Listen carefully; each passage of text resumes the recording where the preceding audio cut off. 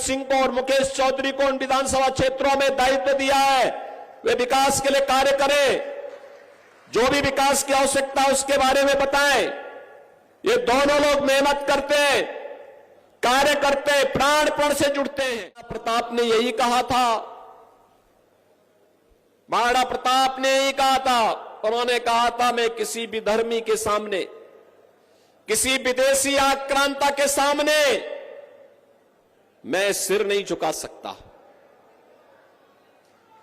देश का स्वाभिमान होता है।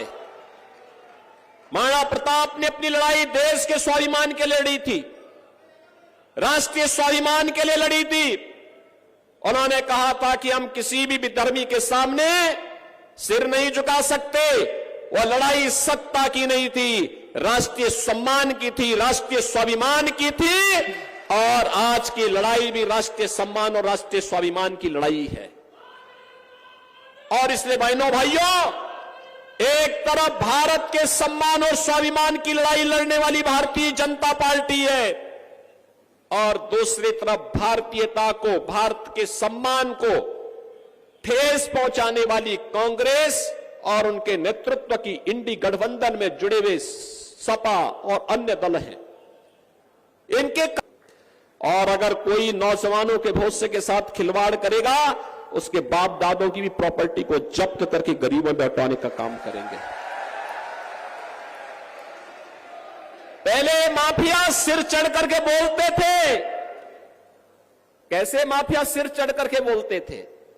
छोटी छोटी बात को ले दंगा होता था। आज देख रहे हो कि दंगा करने वाले भूल ही गए, दंगा भी कभी होता था। उल्टा लटका दिया जाता है उनको।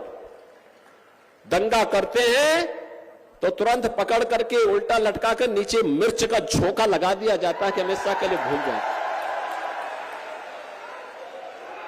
और अगर किसी निर्दोष व्यापारी और बेटी के साथ कोई दुर्व्यवहार करता है तो बहनों और भाइयों,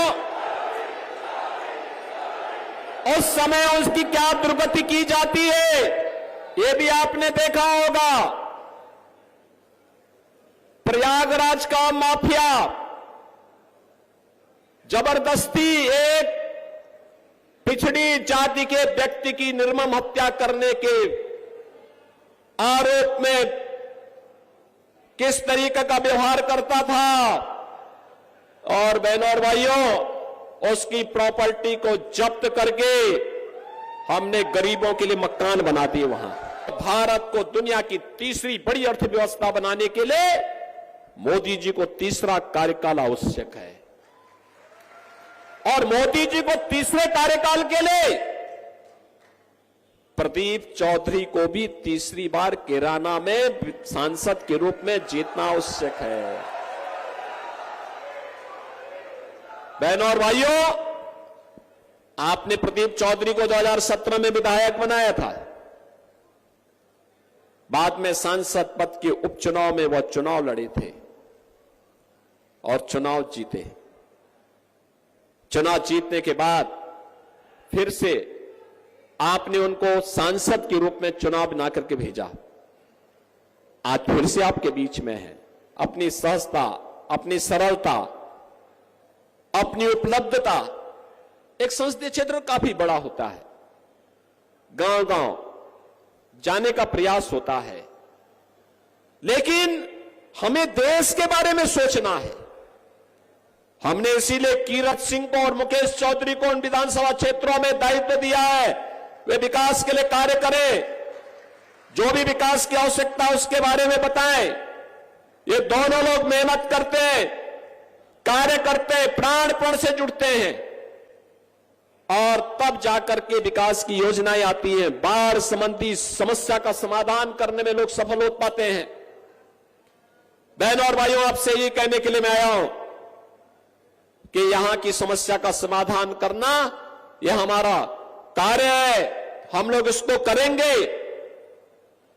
देश के हित में हमें बड़े फैसले लेने के लिए देश के अंदर एक ऐसी सरकार चाहिए जो 140 करोड़ लोगों के बारे में सोचे। और इसलिए कहा जा रहा है ये चुनाव फैमिली फर्स्ट बनाम नेशन फर्स्ट का चुनाव है। कुछ लोगों के लिए अपना परिवार महत्वपूर्ण हो जाता है, वह उससे बाहर नहीं सोच सकते। हमारे लिए तो 140 करोड़ का भारत ही मोदी जी के लिए अपना परिवार है, इसलिए 140 करोड़ लोगों के लिए देश के बारे में मोदी जी सोच रहे हैं। कुछ लोगों के लिए जाति के नाम पर लोग आएंगे, लेकिन जब जाति पे संकट आएगा ये सब गायब हो जाएंगे, तब इनको ये नहीं दिखाई देगा। ये दंगा पॉलिसी वाले लोग ही जातिवाद भड़का रहे हैं। ये दंगा करवाने वाले और कर्फ्यू करान लगाने वाले लोग आज जातीयता का विस्मरण करने का प्रयास कर रहे हैं। याद रखना, मैंने पहले भी कहा, हमारी सरकार ने दंगा मुक्त वातावरण दिया है, कर्फ्यू मुक्त उत्तर प्रदेश दिया है, और दंगा और कर्फ्यू लगाने वालों की गर्मी को शांत करके आपको एक शांत वातावरण दिया है, बहुत शुद्ध वातावरण दिया है। उनको फिर से पनपने का अवसर मत दीजिए। ये जातिवाद की राजनीति, ये जातिवाद की राजनीति भाइयों बहनों, दंगा और कर्फ्यू को आमंत्रण करने की शुरुआत है। बेटी और व्यापारी की सुरक्षा के लिए खतरे की घंटी है, विकास का बैरियर है। यहां के विकास को बाधित करने की साजिश का हिस्सा है।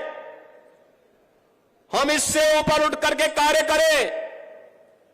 हमें सहारनपुर के अंदर, गंगोह के अंदर, नकुड़ के अंदर किसी भी प्रकार के दंगाइयों को, किसी भी प्रकार के भ्रष्टाचारियों को, किसी भी प्रकार के उन अराजक तत्वों को जिनके कारण यहां की बेटी, यहां की माताएं, यहां की बहनें, यहां का व्यापारी, यहां का अन्नदाता किसान, यहां का नौजवान, उसके जीवन के साथ खिलवाड़ होता हो, उसको हम यहां फिर से पनपने नहीं देंगे, चाहे वह कोई भी हो। हमारा एक ही मिशन है, जो मोदी जी का मिशन है वही हमारा मिशन है। जो मोदी जी का विजन है, उसी राष्ट्रवाद के विजन के साथ, मिशन के साथ हम भी जुट करके नए भारत के निर्माण में हम भी कार्य करेंगे। और बहनों और भाइयों, हमें इस बात को ध्यान में रखना होगा। मरामत आप देख सकते हैं। मुझे एक बात बताओ, मैं पूछना चाहता हूं, अयोध्या में राम मंदिर के निर्माण में खुशी हुई है ना? हुई है, हुई है।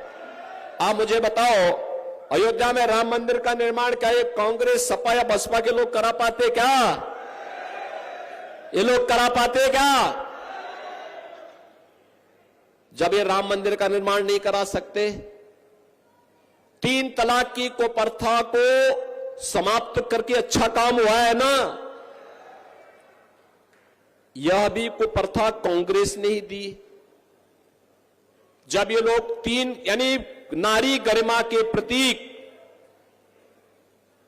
और नारी गरिमा के लिए सबसे खतरनाक 3 तलाक की कुप्रथा को रोक नहीं सकते, कश्मीर में धारा 370 को समाप्त करके आतंकवाद को हमेशा से समाप्त करने का काम जो मोदी जी ने किया है, जब ये लोग उसको नहीं समाप्त कर सकते, ये लोग गरीबों का कल्याण नहीं करा सकते, कर्फ्यू को समाप्त नहीं कर सकते, दंगा नहीं रोक सकते, गरीबों को अन्न नहीं दे सकते, किसानों की आत्महत्या नहीं रोक सकते, तो इनको सिर में ढो करके आप क्यों देश के लिए बोझा बनना चाहते हैं? मत ढोइए इनको, बोल दीजिए कि भाई तुम्हें बहुत मौका दिया है, अब जाने दो भाई, बहुत हो गया है। और जो कोई जाति की बात आपके सामने कहता है, कहता तब कहां थे जब राम मंदिर का आंदोलन चल रहा था? तब कहां थे जब कांवड़ यात्रा पे रोक लगाई जा रही थी? तब कहां थे जब मुजफ्फरनगर का दंगा हो रहा था, जब वहां कर्फ्यू लग रहा था, जब निर्दोष लोग जेल के अंदर डाले जा रहे थे? यही सुरेश राणा थे, महीनों जेल में बंद थे, क्योंकि इन्होंने मुजफ्फरनगर के दंगे का विरोध किया था।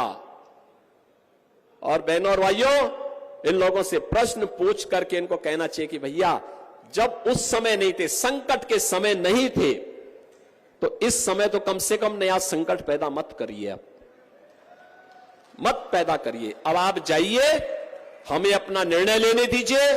देश सही दिशा में जा रहा है, प्रदेश सही दिशा में जा रहा है। हमें अपने प्रदेश के लिए कार्य करना है, अपने देश के लिए कार्य करना है, अपने जनपद के लिए कार्य करना है, अपने गंगों और अपने नकुड़ के लिए कार्य करना है, और इसको लेकर के हमें आगे बढ़ना है। और इसके लिए लक्ष्मी जी आवश्यक है, और लक्ष्मी जी के लिए कमल आवश्यक है। और इस बार तो सोने पे सुहागा है, आरएलडी का नल होगा और बीजेपी का कमल होगा।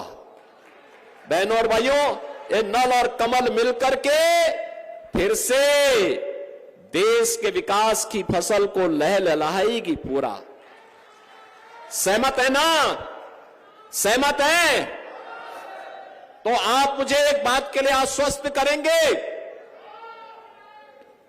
मुझे इस बात के लिए आश्वस्त करिए कि आप में से हर व्यक्ति प्रदीप चौधरी बनकर के, मोदी जी का प्रतिनिधि बनकर के घर घर जाएगा। सभी लोग सहमत हैं? घर घर जाओगे, एक एक वोट बीजेपी के चुनाव चिन्ह कमल के फूल पर डलवाओगे। सभी लोग सहमत हैं? तो अपनी आवाज को इतनी जोर तक बोलना कि मोदी जी तक, दिल्ली तक आपकी आवाज पहुंचे। दोनों हाथ पकड़ के बोलेंगे, भारत माता की, भारत माता की, भारत माता की जय श्री राम, जय जय श्री राम।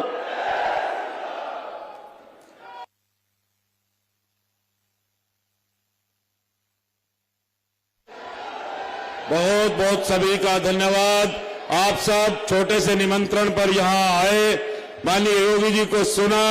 आप सबका